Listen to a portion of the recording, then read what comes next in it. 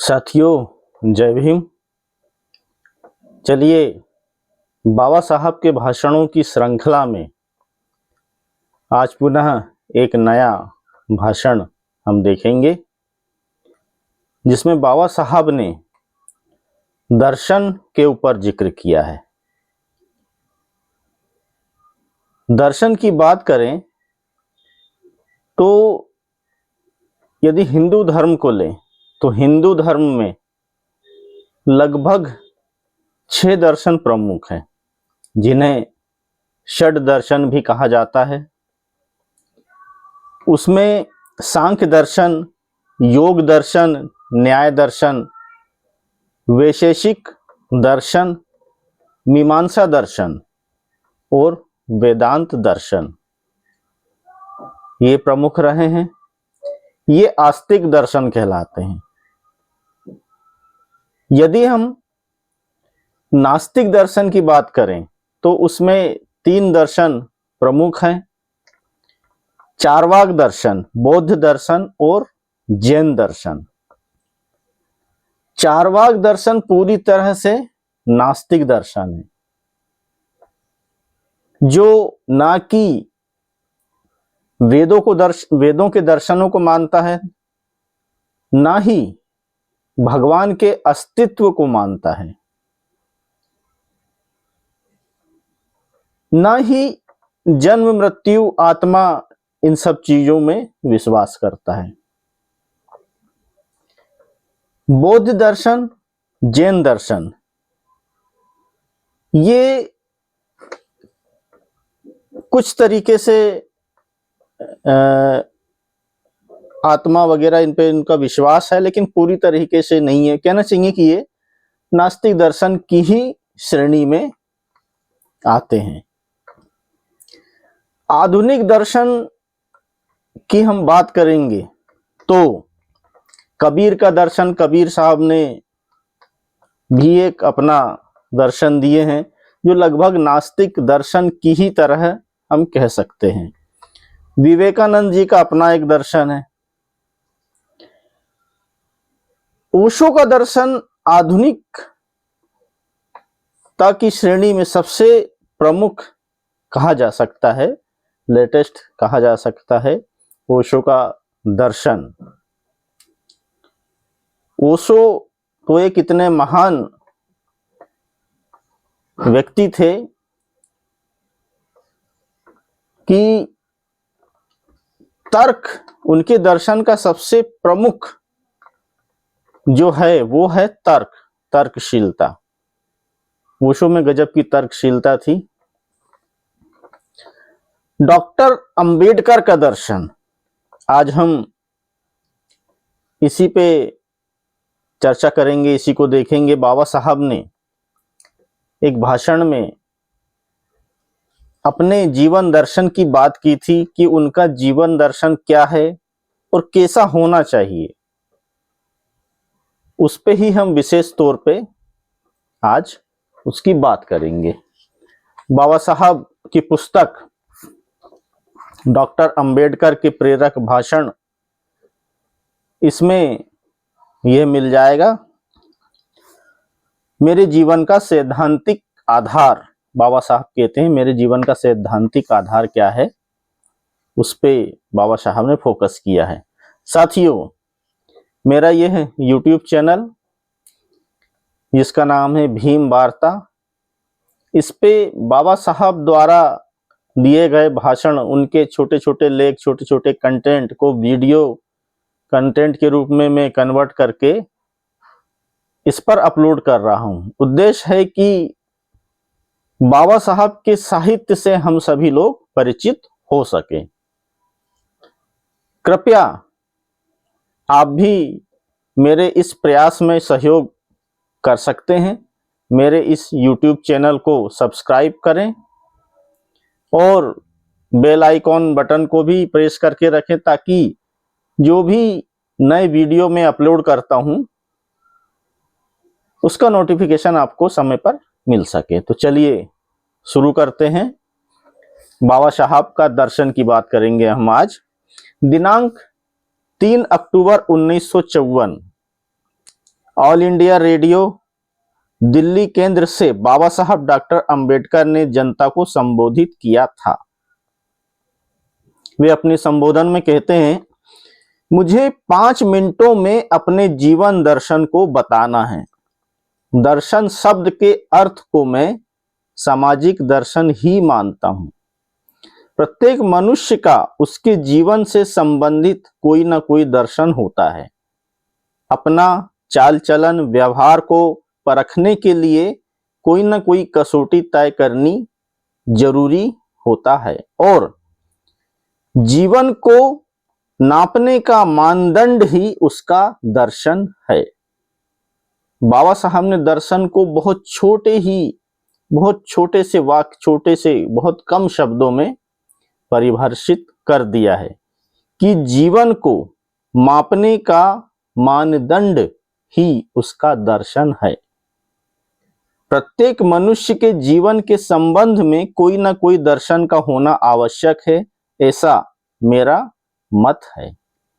इसका कारण यह है कि दर्शन की कसौटी से ही उसे गलत काम का एहसास होता है और जब वह समझ जाएगा कि वह गलत काम कर रहा है, उसी समय उसे अपने दर्शन से अपनी उन्नति करने की जवाबदारी समझ में आ जाएगी।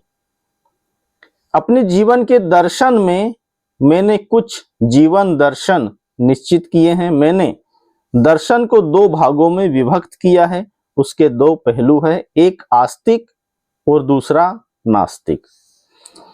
नास्तिक दृष्टि से सांख्य दर्शन के त्रिगुणों पर आधारित और भगवत गीता में प्रतिपादित हिंदुओं का सामाजिक दर्शन मुझे पसंद नहीं है, क्योंकि मेरी मान्यता के मुताबिक कपिल के दर्शन का वह एक बहुत ही भद्दा स्वरूप है और इसी कारण जाति व्यवस्था और क्रमिक असमानता की व्यवस्था हिंदुओं के सामाजिक जीवन का एक बुनियादी नियम बन गई है।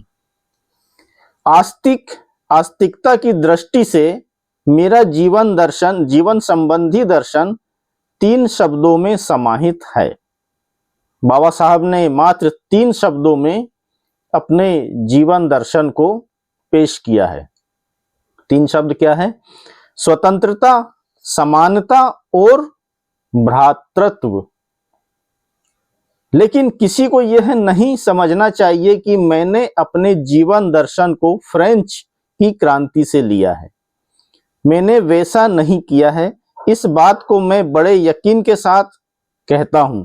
मेरे दर्शन की बुनियाद राजनीति में नहीं बल्कि धर्म में है। मैंने अपने आदर्श भगवान बुद्ध की शिक्षा से इस दर्शन को अपनाया है। मैं इस बात को बड़े आग्रह के साथ कहना चाहता हूं कि मेरे जीवन दर्शन में स्वतंत्रता का महत्व है, लेकिन उसी के साथ बेलगाम स्वतंत्रता समानता के लिए खतरनाक भी होती है। मेरे दर्शन में समानता का स्थान स्वतंत्रता से ज्यादा ऊंचा है। फिर भी उसमें संपूर्ण समानता के लिए बिल्कुल स्थान नहीं है, क्योंकि असीम समानता ही स्वतंत्रता के अस्तित्व में रोड़ा बन जाती है और स्वतंत्रता को बढ़ाने के लिए पूरा मौका मिलना जरूरी है। मेरे दर्शन में स्वतंत्रता और समानता के अतिक्रमण से सुरक्षा मिले, इसलिए सिर्फ कानून का महत्व स्वीकार किया गया है। लेकिन मैं कानून के महत्व को बहुत कम महत्वपूर्ण मानता हूं, क्योंकि स्वतंत्रता और समानता के भंग होने पर कानून निश्चित तौर पर समर्थ होगा। इस बात पर मुझे बिल्कुल यकीन नहीं है। यहां मैं भ्रातृत्व यानी भाईचारा को सबसे ऊंचा स्थान देना चाहता हूं, क्योंकि स्वतंत्रता और समानता को नकारा गया तो उस समय भाईचारा ही वास्तव में रक्षक बनता है। सहभाव भाईचारे का ही दूसरा नाम है और भाईचारा या प्रेम भाव ही धर्म का दूसरा नाम है। बाबा साहब ने धर्म की व्याख्या भी कर दी यहाँ पर कि प्रेम भाव ही धर्म का दूसरा नाम है। कानून या सहभाव के मूल्यांकन करते समय यह फर्क दिखाई देता है। इसका कारण यह है कि कानून धर्म से परे है, इसलिए कोई भी आदमी उसे भंग कर सकता है, लेकिन सहभाव या धर्म पवित्र होने के कारण उसका सम्मान करना हर आदमी का कर्तव्य समझा जाता है। बाबा साहब कहते हैं, मेरा दर्शन किसी अमीर आदमी का ध्येयवाद है, ऐसा समझना गलत होगा, बल्कि सामाजिक जीवन के त्रिगुण तत्वों को नष्ट करके हिंदू समाज में क्रांति ला सके, इस प्रकार का मेरा क्रांतिकारी दर्शन है। इसलिए मैं इतना अहंकारी हूं। मेरे कई दुश्मन हैं, लेकिन मुझे वे दुश्मन अच्छे लगते हैं, क्योंकि मुझे मालूम है कि वे मेरी बात को बड़े ध्यान से सुनते हैं। मेरा दर्शन सिर्फ मेरे लिए नहीं है, बल्कि वह दूसरों के लिए भी है। दूसरे शब्दों में कहा जाए तो मेरे दर्शन का एक खास उद्देश्य है। मुझे वैचारिक क्रांति करनी है, विचार परिवर्तन करना है, त्रिगुण तत्वों का आचरण करने वालों को उनका त्याग करने के लिए प्रेरित कर मेरे दर्शन को स्वीकार करने की प्रेरणा देना है। यह एक मुश्किल काम है और उसमें अधिक समय लगने की संभावना है। आज भारत का आदमी दो अलग अलग ध्येयवादों यानी उद्देश्य साध से नियंत्रित है। संविधान की उद्देशिका में दर्शाया गया ध्येयवाद और धर्म में समाया हुआ सामाजिक ध्येयवाद, जिसे समझ है उसकी समझ में आएगा कि ये दो एक दूसरे के विरोधी ध्येयवाद हैं। राजनीतिक ध्येयवाद के कारण स्वतंत्रता, समानता और सहभाव जैसे जीवन मूल्यों को मान्यता मिली है, फिर भी प्रचलित सनातनी प्रवृत्ति के सामाजिक ध्येयवाद के कारण ये तत्व व्यवहार में अस्वीकार किए गए। इस तरह ये एक दूसरे का विरोधी जीवन कितने दिन तक चलने वाला है? कभी न कभी एक दूसरे की शरण में आना ही पड़ेगा। इसके अलावा और कोई विकल्प नहीं है। अपने जीवन दर्शन पर मेरा पूरा भरोसा है और इसलिए आज जो बहुसंख्यक भारतीय लोगों का राजनीतिक ध्येयवाद है, वह सभी को सामाजिक ध्येयवाद हो, इस बात की मुझे उम्मीद है। बाबा साहब का यह दर्शन बहुत संक्षिप्त रूप में बाबा साहब ने ऑल इंडिया रेडियो से भाषण के रूप में इसे प्रसारित किया था। साथियों, दर्शन की यदि हम बात करें तो एक बहुत ही प्रसिद्ध शिक्षाविद ने कहा था कि जब जीवन की दर्शन की शुरुआत कैसे हुई, उन्होंने बताया था कि जब मनुष्य का पेट भरा हो, कोई काम ना हो, कल की कोई चिंता ना हो और बेहतरीन पेड़ों की छांव में ठंडी ठंडी हवा चल रही है, पेड़ों की छांव के नीचे बैठ के आराम से बैठे हुए या पेड़ के नीचे लेटे हुए व्यक्ति सोच रहा है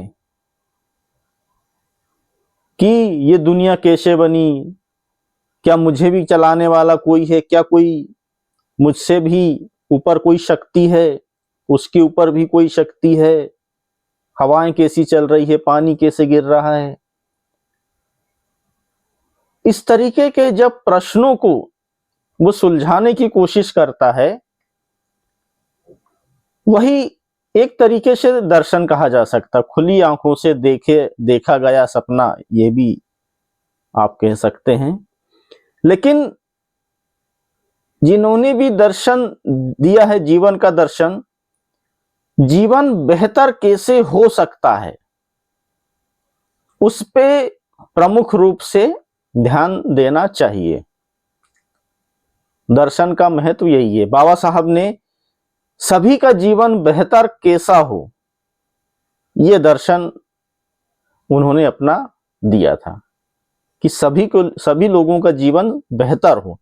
हिंदू धर्म ने सभी लोगों का जीवन बेहतर हो ऐसा दर्शन नहीं दिया। हिंदू धर्म ने सिर्फ ब्राह्मणों का जीवन बेहतर हो, क्षत्रियों का जीवन बेहतर हो, वैश्यों का दर्शन एक तरीके से कहा जाए तो सिर्फ भारत देश में सिर्फ मात्र 10 से 15% लोग उच्च जाति के जो हैं ब्राह्मण क्षत्रिय वैश्य, सिर्फ इन्हीं का जीवन बेहतर हो सके उस पे ही ध्यान दिया गया। बाकी जो 85% जो लोग हैं शूद्र अति शूद्र, उन्होंने तो सदियों तक एक तरीके से नर्क से भी बदतर और जानवरों से भी बदतर जीवन जिया है, और ये धर्म के कारण हुआ है, हिंदू धर्म के कारण हुआ है ये। इसलिए हिंदू धर्म का दर्शन कहा जाए तो सभी का जीवन बेहतर हो उस लायक नहीं बन सका या नहीं बनाया जा सका, क्योंकि शिक्षा का 100% अधिकार ब्राह्मणों ने अपने पास रखा था। जो भी साहित्य लिखा, जो भी धर्म ग्रंथ लिखे गए, उन्होंने सिर्फ अपने फायदे को ध्यान में रखते हुए लिखा। लेकिन बाबा साहब ने जो दर्शन दिया, बाबा साहब ने जो संविधान लिखा, वो सभी के लिए बराबर हो और सभी का जीवन बेहतर हो सके, ऐसा संविधान उन्होंने लिखा। सभी को बराबर का न्याय मिले, सभी को संसाधन में बराबरी की हिस्सेदारी मिले, और उनका जीवन जो जीवन जीने के लिए, सम्मानजनक जीवन जीने के लिए जो मौलिक अधिकार है, कुछ शिक्षा, न्याय, संपत्ति, अभिव्यक्ति जैसे, वो सभी के लिए हो। ऐसा नहीं कि कुछ वर्ग के लिए हो, कुछ वर्ग के लिए ना हो। इसलिए बाबा साहब का दर्शन आज के दौर में सबसे महत्वपूर्ण और सबसे बेहतरीन दर्शनों की श्रेणी में आता है, और ये विश्व लेवल का दर्शन है, भारत लेवल का नहीं। हिंदू धर्म सिर्फ भारतीय लेवल का, भारत लेवल का दर्शन है। बाबा साहब का दर्शन वैश्विक दर्शन इसे आप कह सकते हो। तो साथियों, आज अपनी बात यहीं पर हम अब इसे विराम देते हैं। धन्यवाद आपका। जय भीम।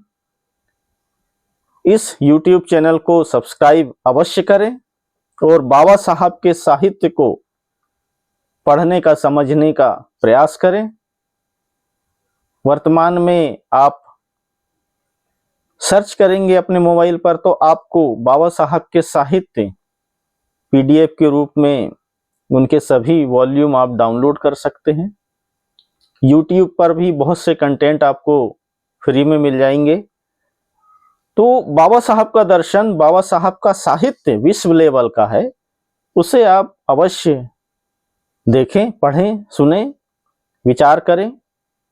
धन्यवाद आपका। जय भीम।